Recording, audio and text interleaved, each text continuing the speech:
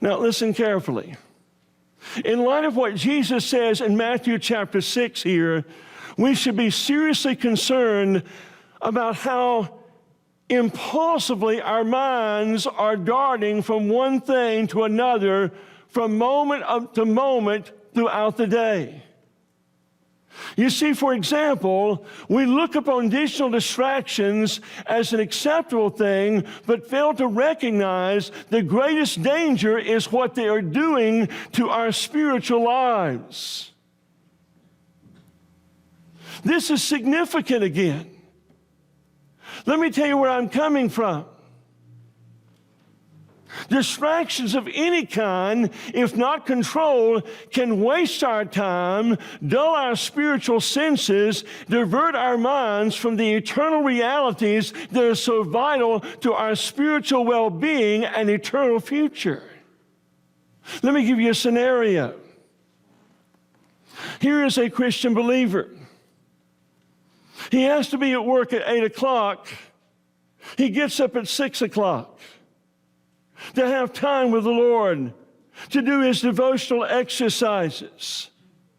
But en route to his living room, where he's to take his Bible and to open in prayer, he checks his smartphone.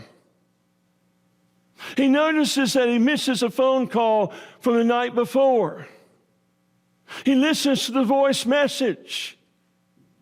Immediately his mind races to what he needs to do, what he needs to say in response to that phone call. And then he notices before he puts it down that he has so many likes on his Facebook account. And then furthermore, he sees that he has a private message or two. What's that about? So he begins to explore those messages, and one of them is of a serious nature that demands an immediate response. So what he does, it takes him 10 minutes to formulate a message, to write it with discretion, and then to edit it. By this time, it's 6:30. He takes his Bible, he tries to focus his attention upon the truth of God's Word, but it's very impossible because his mind is constantly going back and forth as to what he needs to say or what he needs to do in regard to these things that he's read on his smartphone.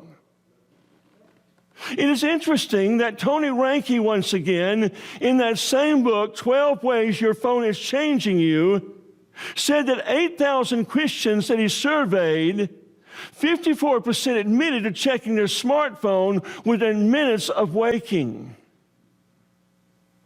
When asked whether they were more likely to check email and social media before or after spiritual disciplines on a typical morning, 73% said before.